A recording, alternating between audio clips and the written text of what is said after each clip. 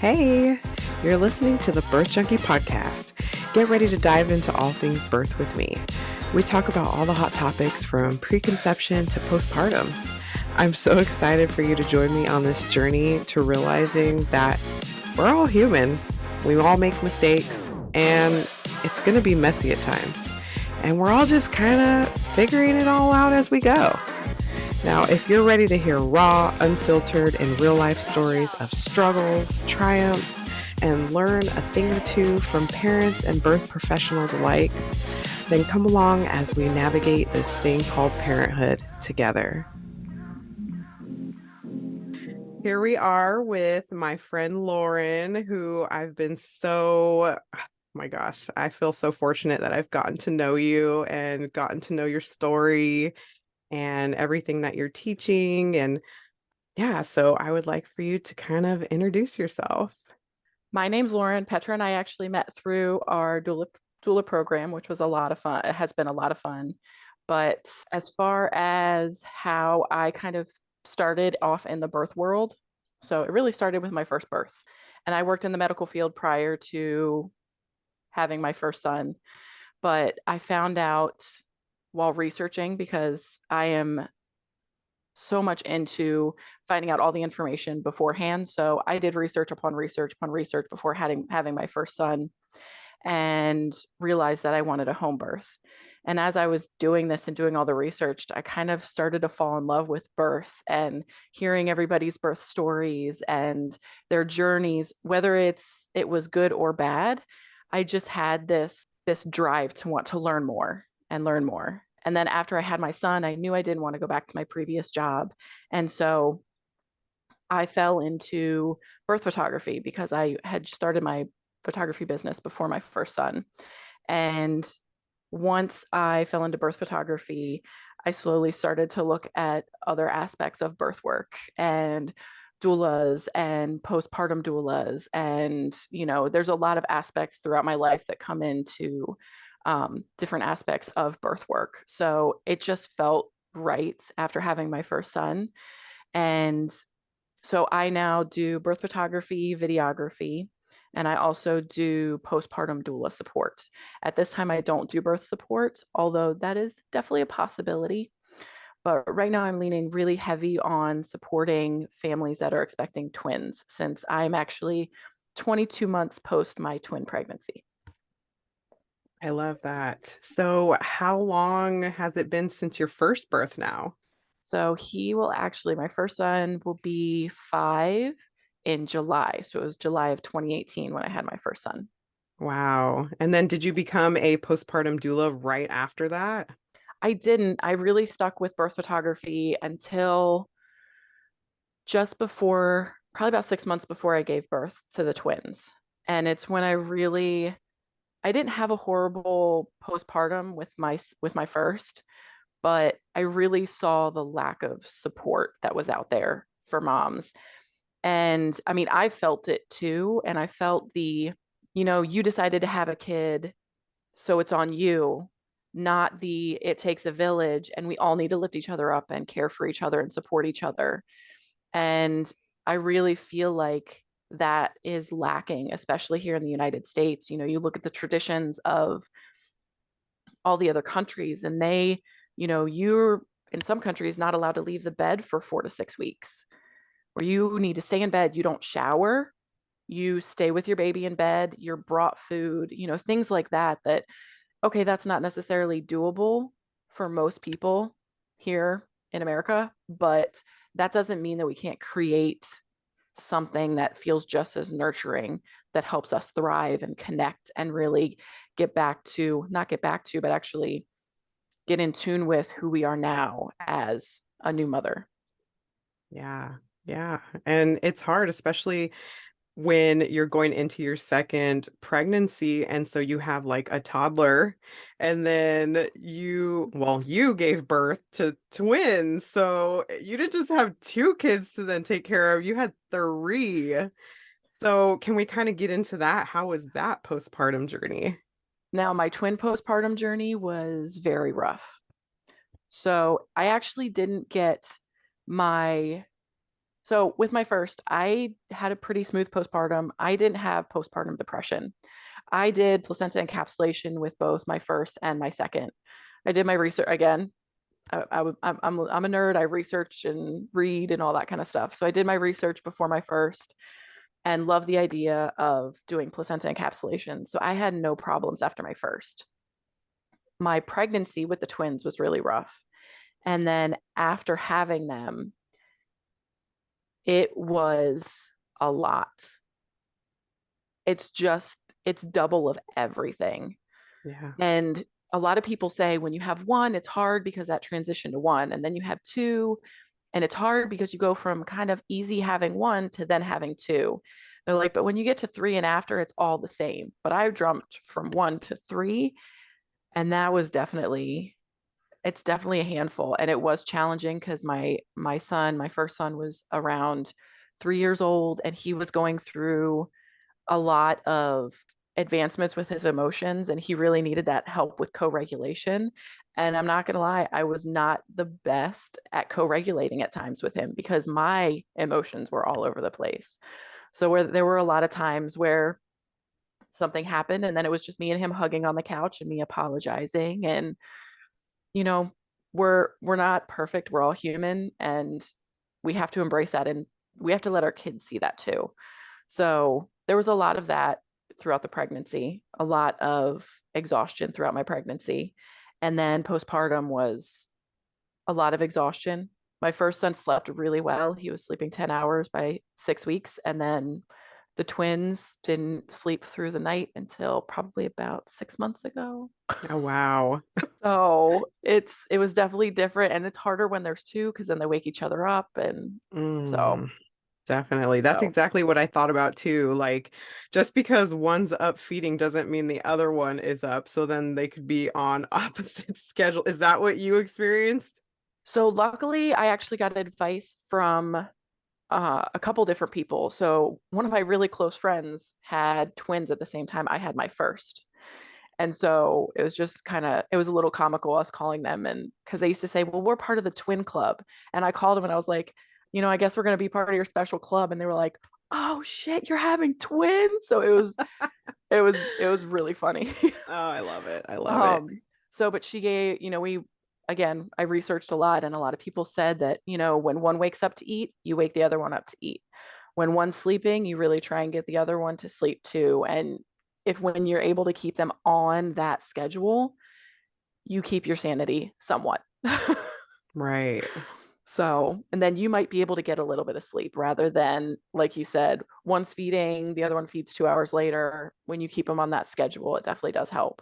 Yeah. And then, so did you have like family to help you with that or? So we lived up in Virginia at that time, and luckily we had my mother lived nearby, my mother-in-law lived nearby, so they were, my postpartum period was really nice, and we had we had really we had really good boundaries with our first, where we told, we sent an email out to everybody, even our parents, saying for the first 72 hours, it's just going to be Jacob, me, and the baby. So no visitors. So After smart. that, I like, but it again, research and listening to people, how they were like, I was so overwhelmed. I had people over at my house 12 hours later, and I was like, I do not want that.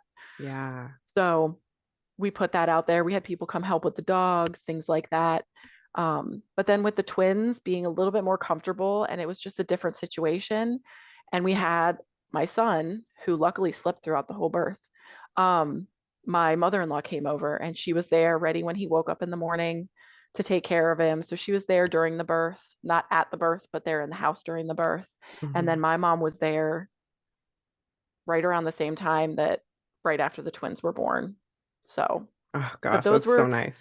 yeah, those were the only ones that we were like, all right, you can be there like close to or around the birth. We're okay with it, this time. And they, of course, didn't ask to hold the babies. My mom's like, I'm going to go fold some laundry. Oh, thank goodness. Yes, please.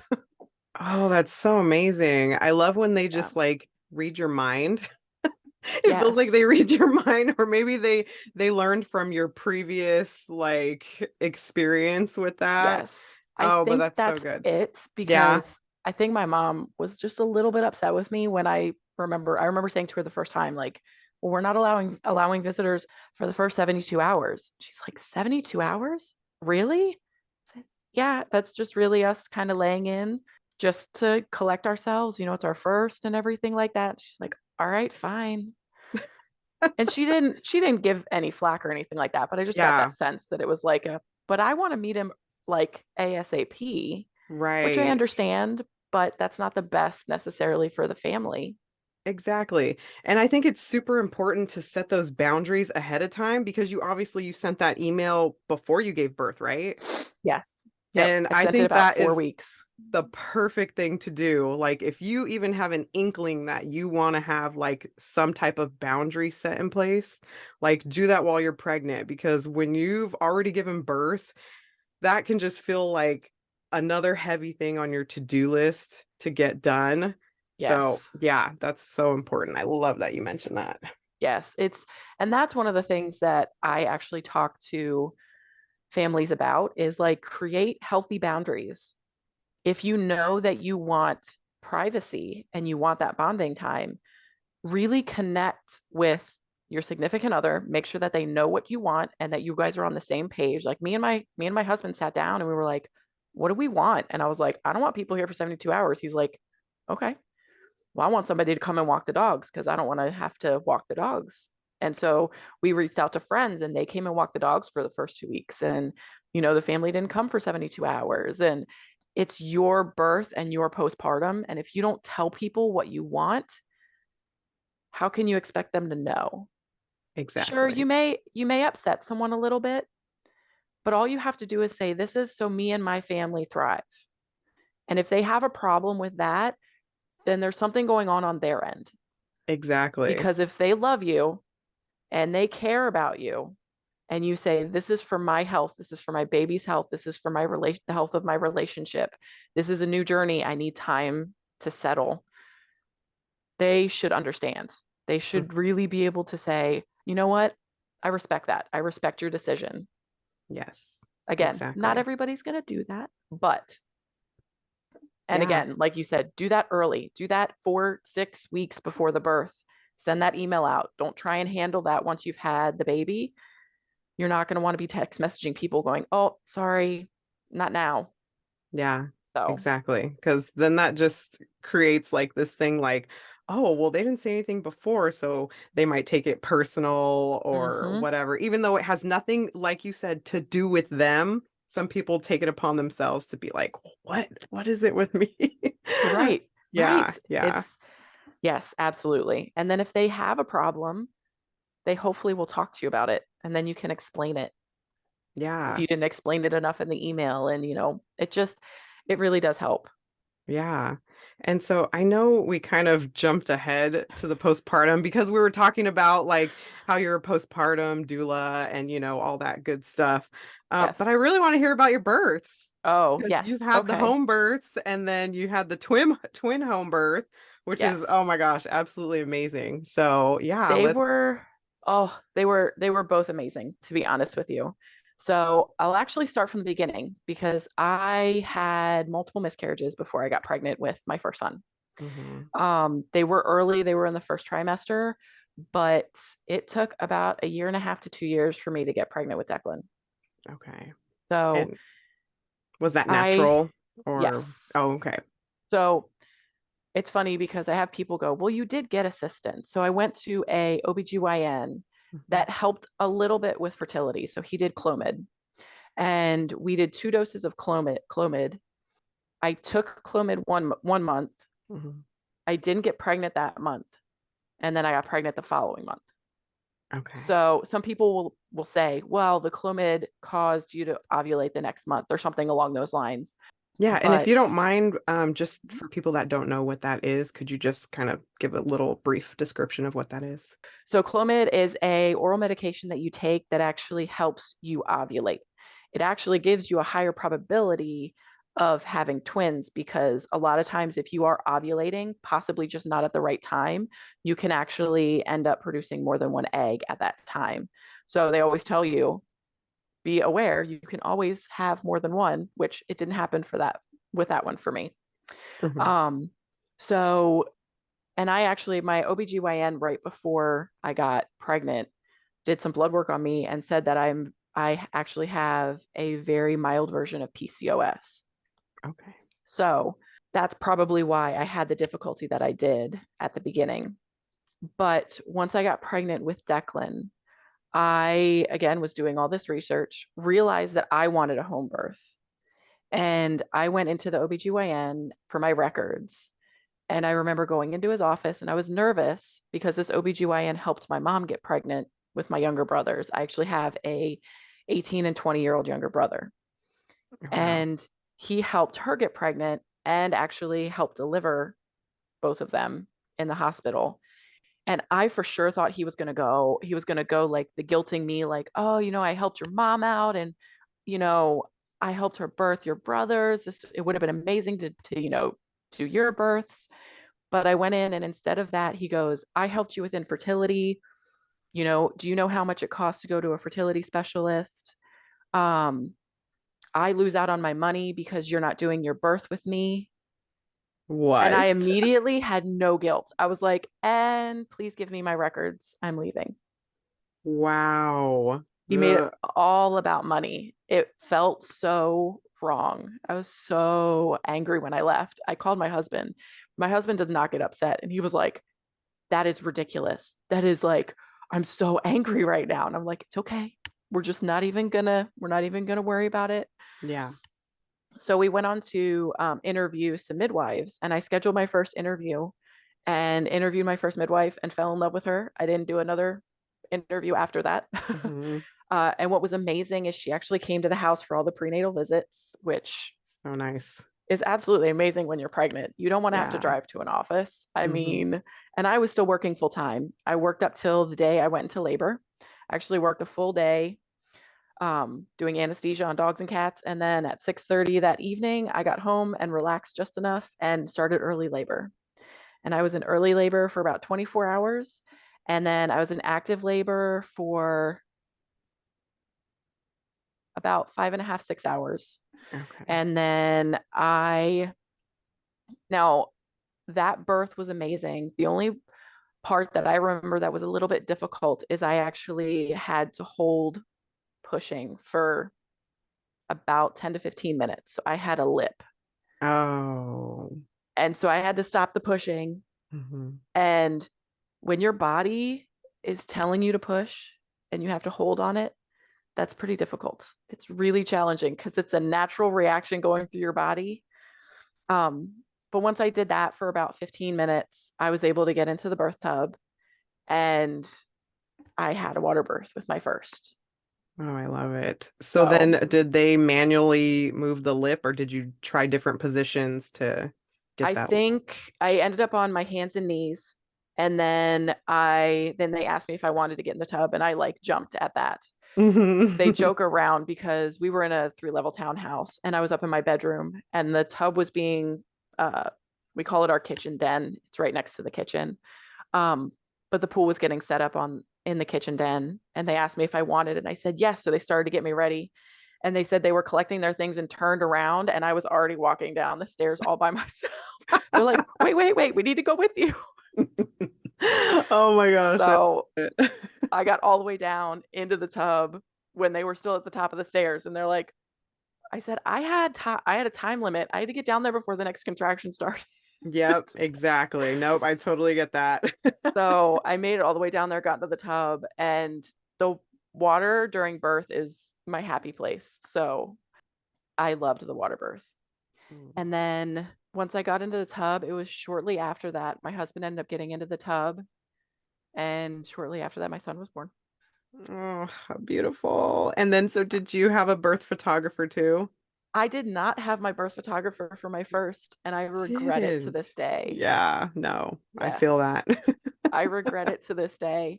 I think about it because I mean, it was magical. Like the water birth and everything. I was not actually able to do a water birth with the twins. Oh, okay. So, as I said, the pregnancy was a little bit rough with the twins, but Hmm. I didn't think I was going to go into labor as early as I did. It wasn't anything bad.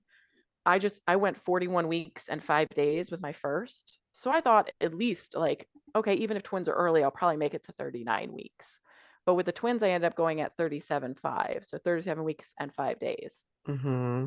And once I was expecting to be able to use the tub that my midwife has, she lends it out to anybody that's in labor, and I did not have it for that labor. So that's my one kind of regret for my twin pregnancy, which is not horrible, you know? Right.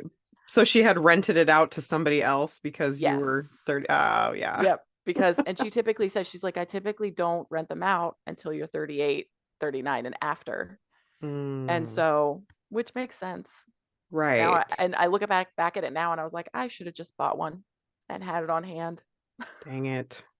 All right. So are we going to get to hear about your twin Yes. birth? Okay. So twin birth Mhm. was I actually had some Braxton Hicks, or they call it was it irritated uterus? Oh, okay. Yeah. So just I'd wake up in the middle of the night and my uterus would just be, I mean, hard as a rock. No contractions, Mm-hmm. but just hard as a rock. And I'm like, what is going on? Probably about 2 weeks before I went into labor, I woke up in the middle of the night and I text messaged my midwife, like, this is what's happening. I can't get back to sleep. She's like, have Jacob go out to the store, get a bottle of red wine and some dark chocolate. And I was like, what? She's like, yeah, go have him go get some red wine. It'll help you out. It'll calm you down. And then some dark chocolate. And I was like, Mm-hmm. okay. Maybe the dark chocolate was actually my idea, but I know the red wine was definitely from the midwife. Love Um, it. so my husband went out, and I mean, it's like 12:30, 1 o'clock in the morning. And me and my husband are laughing our asses off, sitting in bed, drinking red wine and eating chocolate. And it's one of the memory, I will remember that forever.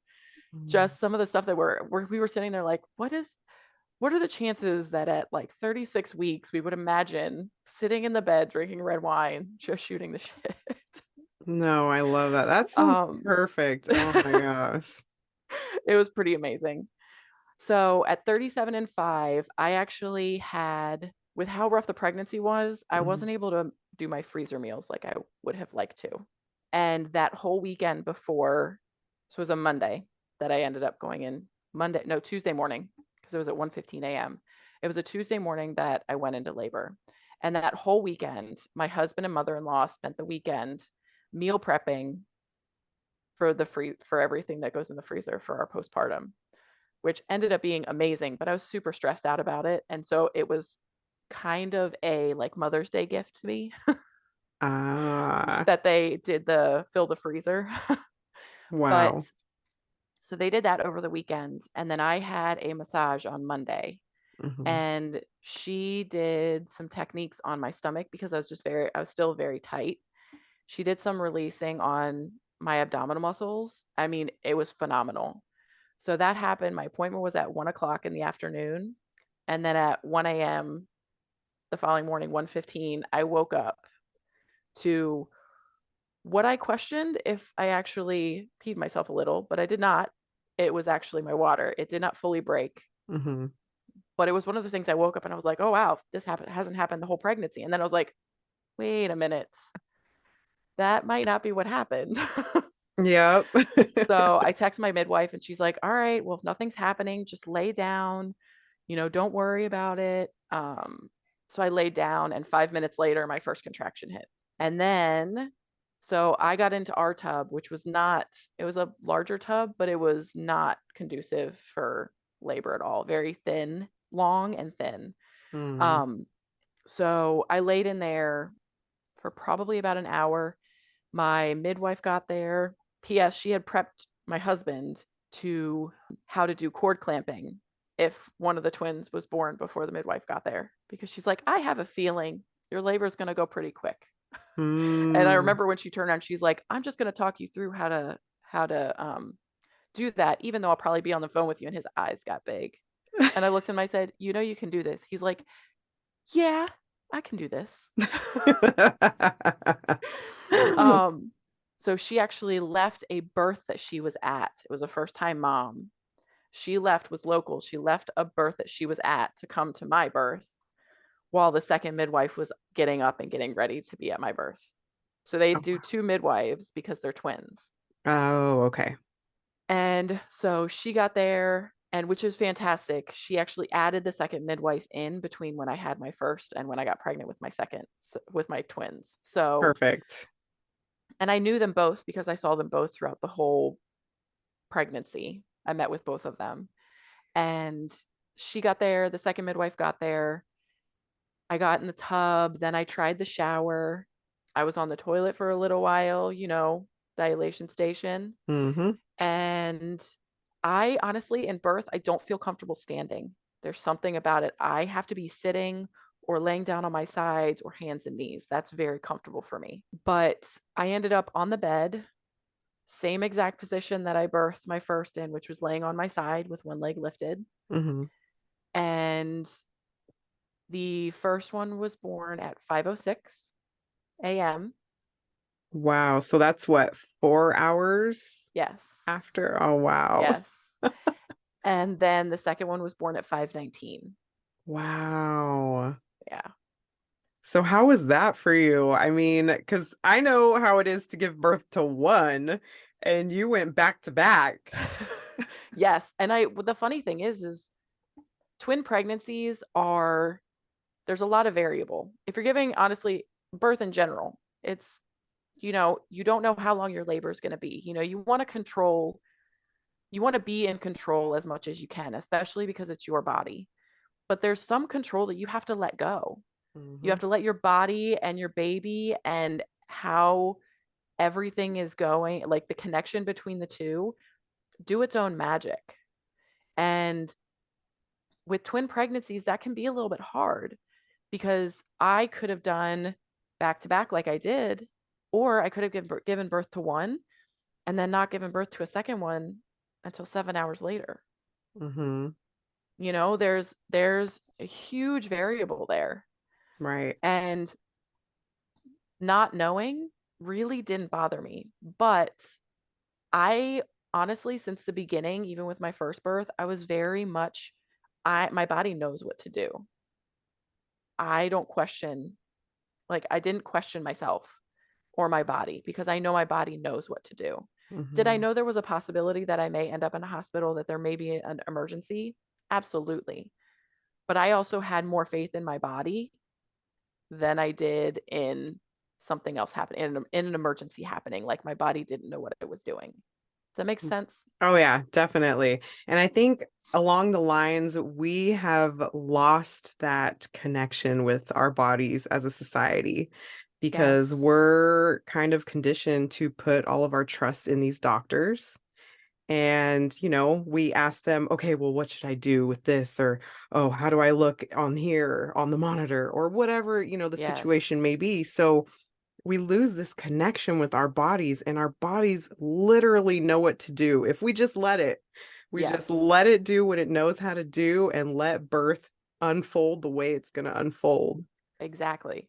So I think that's Exactly. beautiful.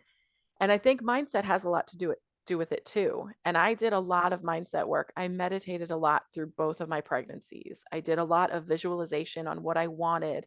I took hypnobirthing as my childbirth education class that I did, which I loved.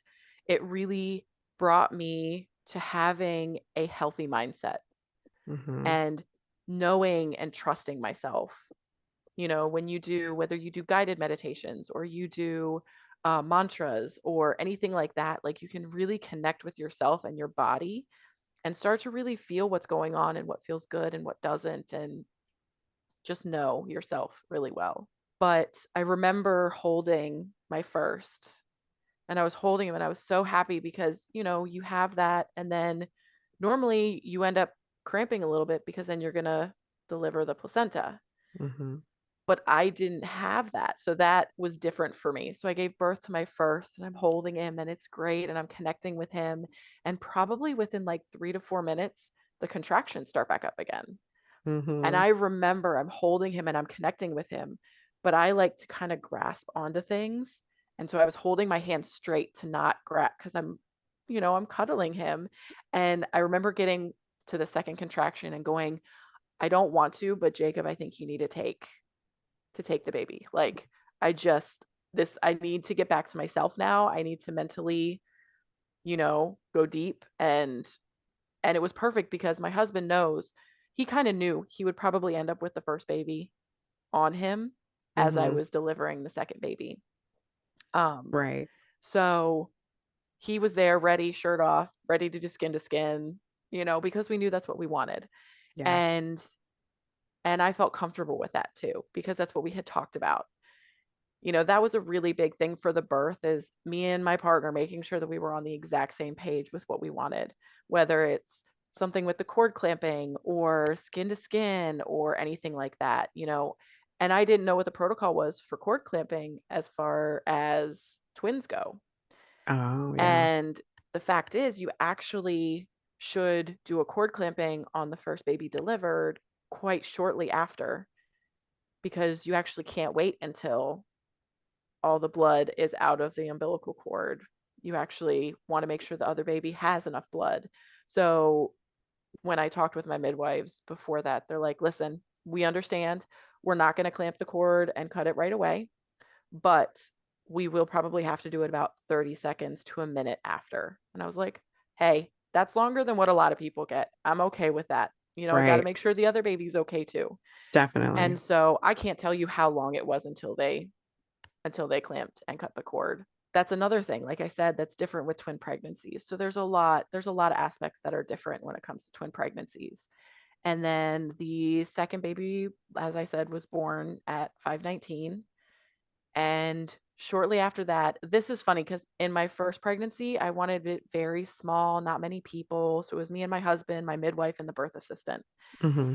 And then you get to my twin pregnancy, and it was my birth photographer, me, my husband. I had two midwives. I actually had a midwife student. I had a birth assistant. But I mean, I'm including myself, but that's seven Right. people. That's a lot of people in a bedroom, Right. you Oh, know? yeah. That's a lot of people in a bedroom. But I Mm-hmm. was totally fine with that at that point. I had my first. I didn't have an issue. And I even said, they asked, we'd like to ask so and so to come, our student midwife. Is that okay? And I actually met her. I met everybody that was in the room. But I met her and I had no problem with that. I know that home twin pregnancies are not very common yet. Mm-hmm. Fingers crossed. I'm hoping that Yet. they become Love how you put that more. in there. Yet. Yes, yet. I Mm-hmm. see I see birth photography and videography. I mean, there's more and more of the twin pregnancy home births coming up, and it makes me so excited. Makes me so Yes. excited. But I had no problems with them being in my birth space. Mm-hmm. And it has to be a decision you make, and you have to feel comfortable. And I knew that I was going to feel comfortable. Right. But that took me time to realize that, from having my first, from going, oh yeah, I feel good now. And I've been in other women's birth spaces. Even being in Yeah. other women's birth spaces have made me feel more confident and comfortable in my birth space. Yeah. And I feel like it also helps that you were able to meet these people and build a relationship with them beforehand, because it's Yes. not like in the hospital. In the hospital, a lot of times you don't even get your doctor that you've seen for your prenatal appointments. It's like whatever on-call doctor and then whatever nurses are there. So, Yes. yeah, I love that. It makes it so much more personal. Yes. Absolutely. It really does. And honestly, the postpartum portion, and every midwife is different. We actually had both midwives kind of took turns coming to see us. For my first pregnancy, we had the birth assistant came 48 hours after Declan was born. We had the midwife come at 12:10. Oh, I don't remember so clearly right now. I think she came at 10 days, 2 weeks, and then 6 weeks. Oh, okay. That's So awesome. multiple checks. And the same Yeah. thing happened. I actually had a couple more with the twins because they came to do the newborn screening. So they collected blood. And then they added in a mental health check Oh, okay. that they did. And honestly, they just came in, sat down. How are you doing? How are you feeling? What thoughts have been going through your mind? How are you and your husband? How's the Wow. relationship been? Like it was it was fantastic. It was really Oh my fantastic. gosh. And I think that's just something you don't get when you go and you have a hospital birth is you actually have one visit. You have 6 weeks and that's it. And from what I've heard, again, I haven't had a hospital birth, but from what I've heard, it's very impersonal too. Oh yeah, like I'll just share my experience, like, because I had the three C-sections before my first vaginal birth. And when I went in, I don't know, I was expecting kind of like the questions um that you got. Like how are you? How are you feeling? Or, like that. But no, it was a man who I had never met before, not even in any of my prenatal visits. And he was just like, "Oh, you had a vaginal birth after three C-sections. Oh, congratulations." And then he was like, "I'm just gonna check your vagina just to see if your tears healed up." And I was like, "Okay." And he like was just like very cold and didn't even say a word. And when he was done, he's like, "Okay, it looks fine. So, yeah, you're done." I was like, "Okay." Like that's Done it. done with what? Thank Like you. my body is still postpartum. Like what am I done? Tell me what I'm done with. Hmm. Like that's just there's no guidance. And there should be some, even though we should have a plan and we should know more about postpartum. That's what a lot of postpartum doulas are trying to do is get that information out there of mom, this is what, or mom or family, whoever, this is what you really should try to achieve postpartum and come up with what your vision is postpartum because it's going to look different for everybody. But you also don't get the support from your medical staff, from the medical staff. And that's where I think a lot of families that go in and have the hospital births and think that the doctor knows exactly what is best for them. And then they expect maybe some guidance afterwards. They don't get it. They don't get Mm-mm. anything. So you're kind of left in the trenches where you have a baby. You're trying to get used to your hormones are trying to get back to normal. Your body's trying to get back to normal. You're trying to learn how to take care of this little one and you're not given any guidance. No, none. And So, it's really sad.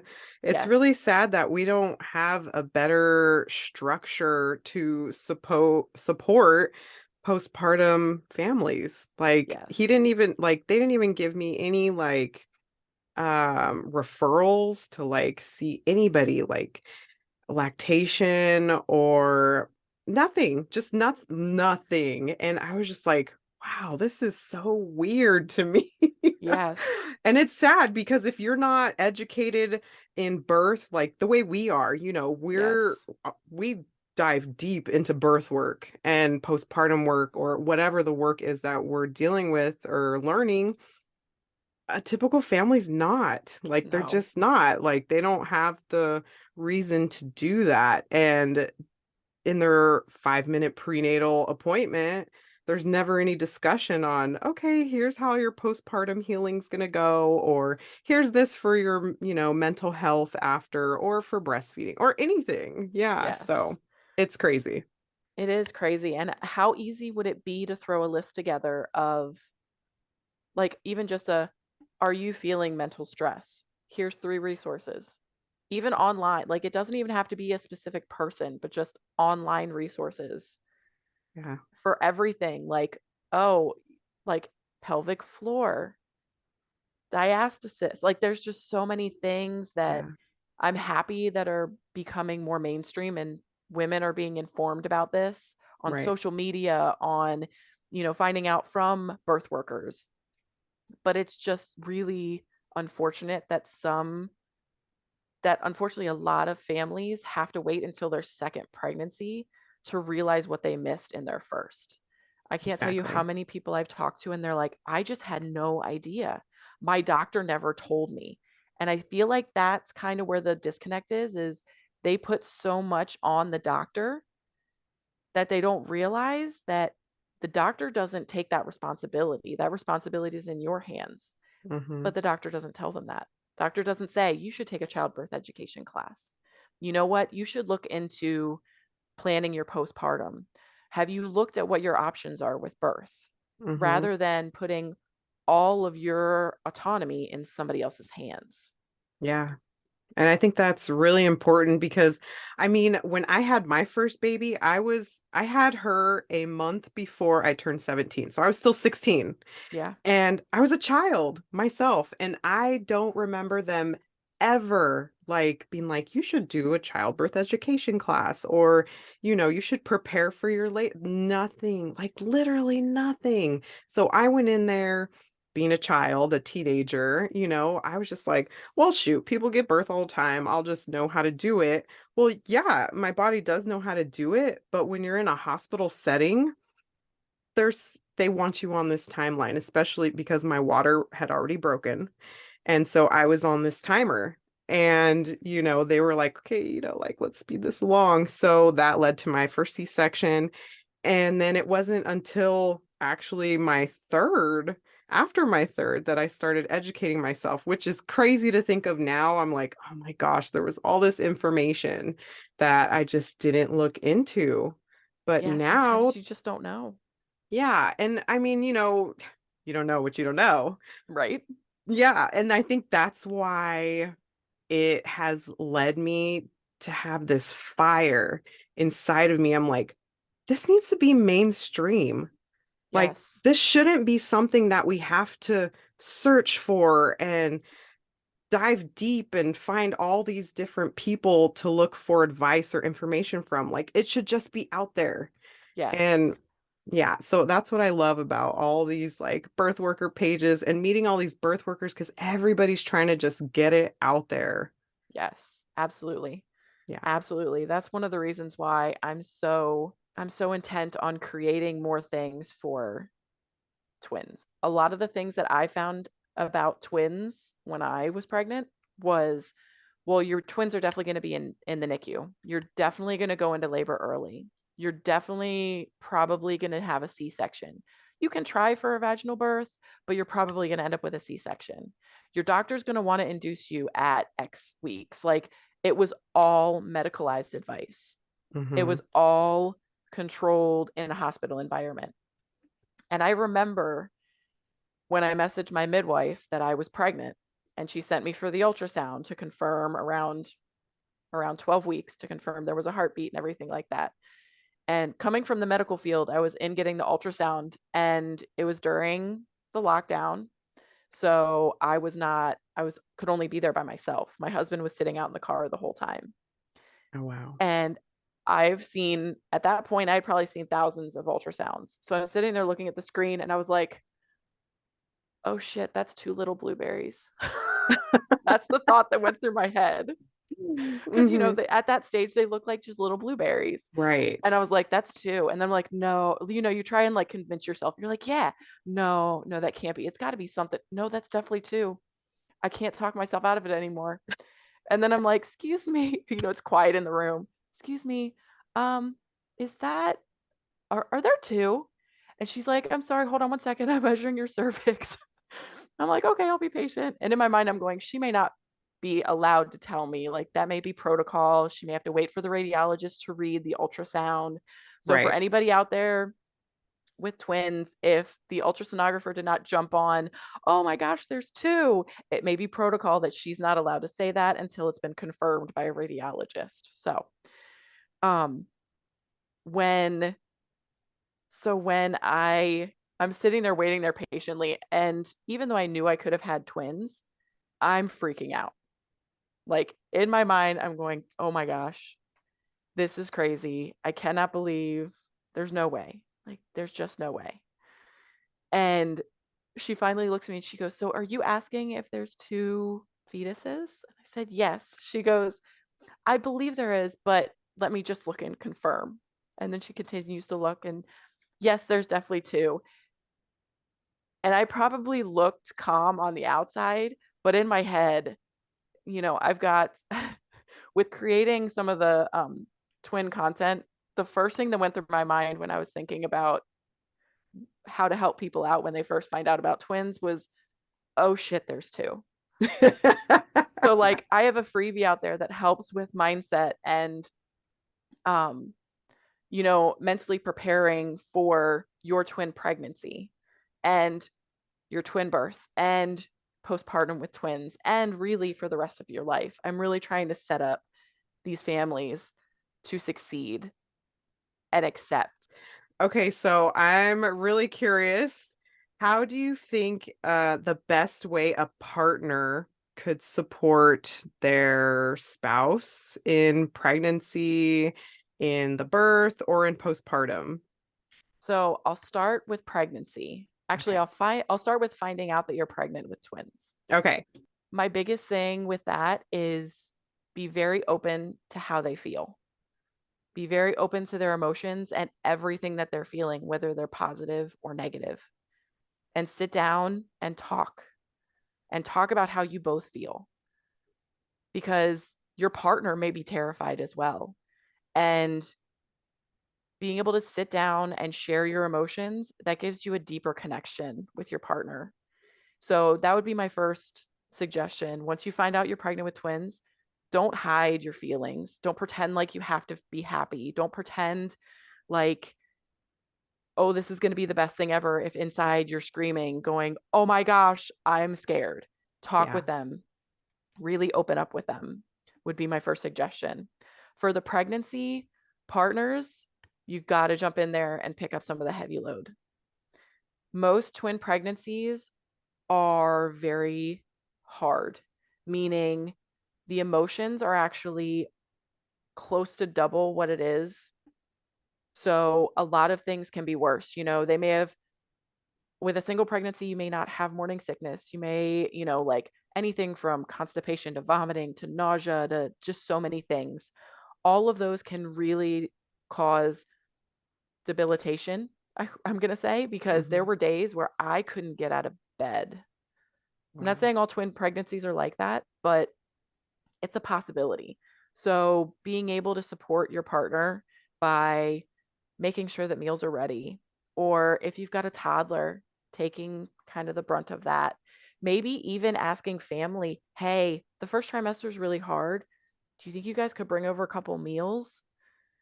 You know, the having family help out with prepping meals and helping out with the toddler and things like that is not just for postpartum.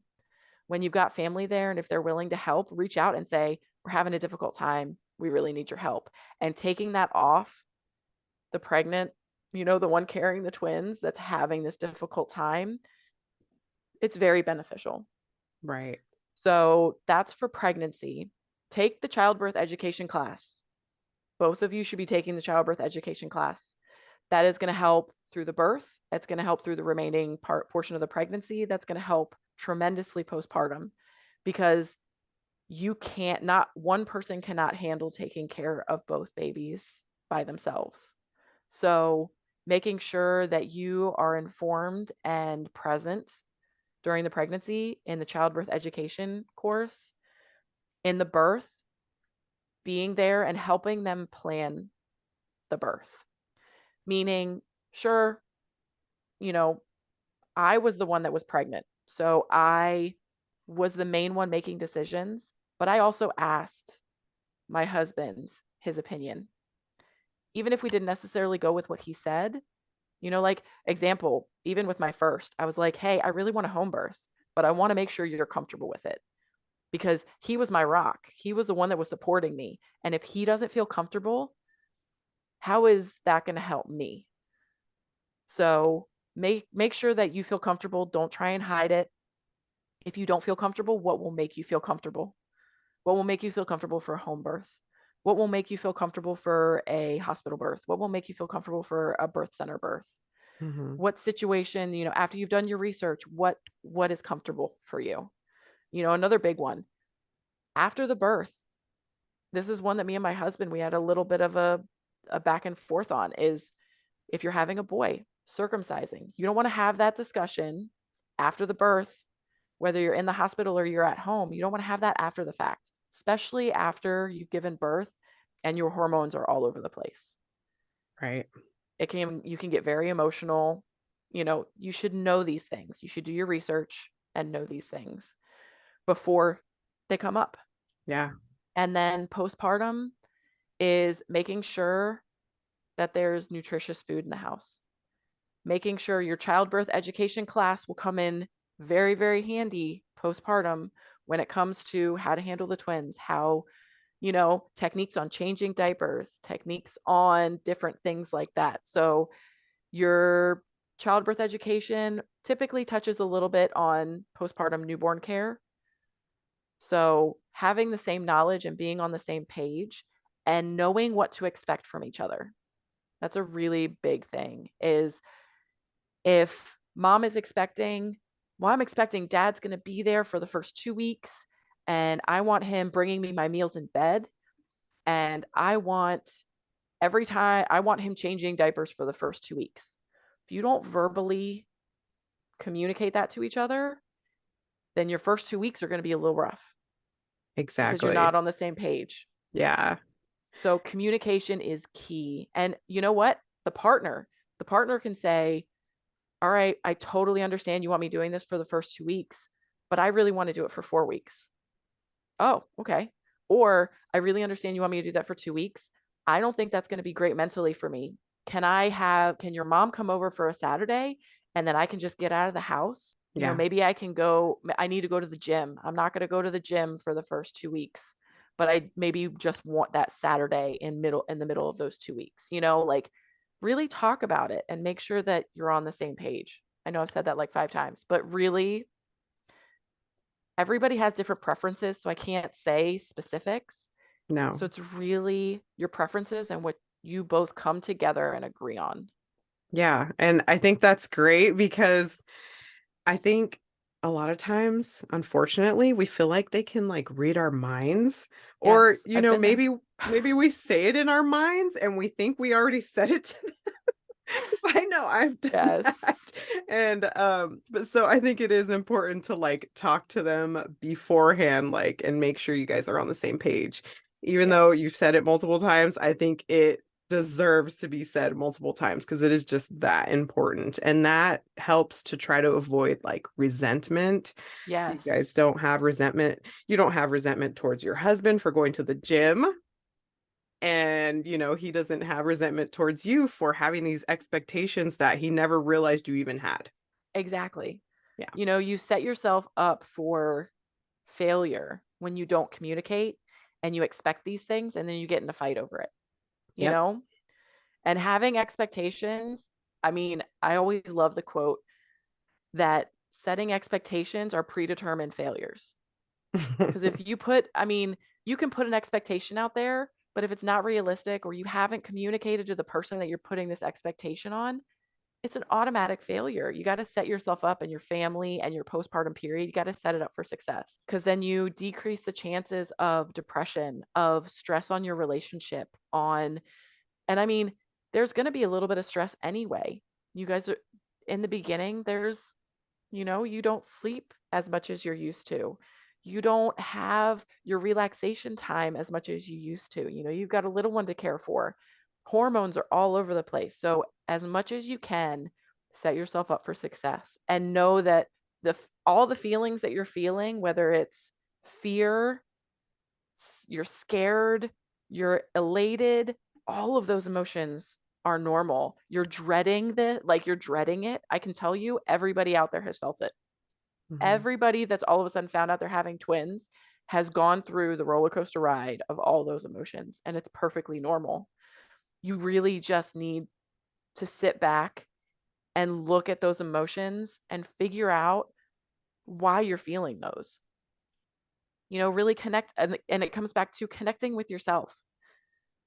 Do you know what I mean? Really digging down deep and going, why am I so scared of having twins? And if it's because it feels overwhelming, then you can really think about it like, yeah, it's because it's going to be overwhelming having twins. And Mhm. that's okay because it is. At times, it is 100% overwhelming having twins. It is a totally different, 100% different than having one. So, knowing everything that you're feeling is normal is the first step. And Right. then going in and really working on your mindset and cultivating a positive mindset. And that helps you out. That helps the bonding with your babies. It helps your pregnancy. It helps decision making. I mean, there's just so many things that working on your mindset can help with. And honestly, this could work with somebody that's expecting one, because even somebody finding out, oh my gosh, I'm pregnant, you may have those exact same feelings and thoughts. Yeah, So, definitely. I think you so touched on a good point because I know when I had my first, I was like, oh shit, I'm pregnant. yeah, So yeah, even if someone's not having twins, I think your freebie would be yes, amazing. And I will obviously link your freebie in the show notes. yes. So if somebody would like to connect with you further or work with you, how would they go about doing that? So I have a couple different offers. I only do birth photography and videography locally. I would actually, that's not true. If somebody wants to pay for me to travel to them for that, I would love it. And I would love capturing their story. But right now I do local mainly. Mhm. But my website is www.laurenestudios.com. You'll notice when you get to the page that my brand has changed over the past 6 months. It's actually Nourished Birth and Beyond. So on Instagram, I'm at nourished underscore birth underscore beyond. And then on Facebook, I'm Nourished Birth and Beyond. And as far as twin, kind of what's happening up and coming with my twin offerings is I have my twin freebie. I am 2 months away from launching my childbirth education course for twin families. Exciting. I am very excited about that. That's been something that's been in my mind for probably about 8+ months, and I'm really excited that it's finally coming to be here in the next 2 months. And then I've actually just recently decided that I'm going to add a one-on-one navigation call for twin families. And that's really to dive deep on anything that they want to dive into. And that's anywhere from I'm pregnant, I just found out I'm pregnant with twins, and I want to talk with someone about that and how I'm feeling. Anything that has to do with childbirth education or their pregnancy, anything that has to do with what their options are with birth in their state, planning postpartum, planning their birth. So if somebody wants to talk about getting kind of a birth plan set up for whether they're doing a home birth or a hospital birth and what their options are, I absolutely love talking about that and planning that out. So really, it's just any support that a family expecting twins, That's any support they need. that's beautiful. I love it. I can't wait for people to find you because I mean, I've gotten to know you and I think you're a pretty amazing person. So, Oh, thank you. um, You're pretty amazing too, Petra. oh gosh, you're sweet. But anyways, so we'll go ahead and wrap it up unless there's anything else you wanted to add in there. Listen, I could talk for hours and hours about birth. That's when I knew. That's when I knew I had to be in birth work, is when I could talk for hours and hours and hours. Yeah, I know. I think my husband's pretty sick of hearing about birth stuff, but I'm pretty sure my husband's on that same boat. maybe we'll have to get them connected. Yes. All right, Lauren. Well, obviously anything you mentioned, I'm going to stick it in the show notes for anybody to find you with ease. So thank you Excellent. so Thank you much so again. much. No, thank you for taking the time out of your busy day to come chat with me. Absolutely. Thank you. Thank you. All right, bye. Bye. Oh my gosh, I feel so honored that you took the time out of your busy day to listen to that episode. I really hope that you liked it or something resonated with you or you learned something new today. Make sure to hit subscribe so that you don't miss an episode. And if you'd like to connect with me, go ahead and go to the show notes and click the link to connect with me. Thank you so much, and I hope you have a beautiful day. I will see you next week.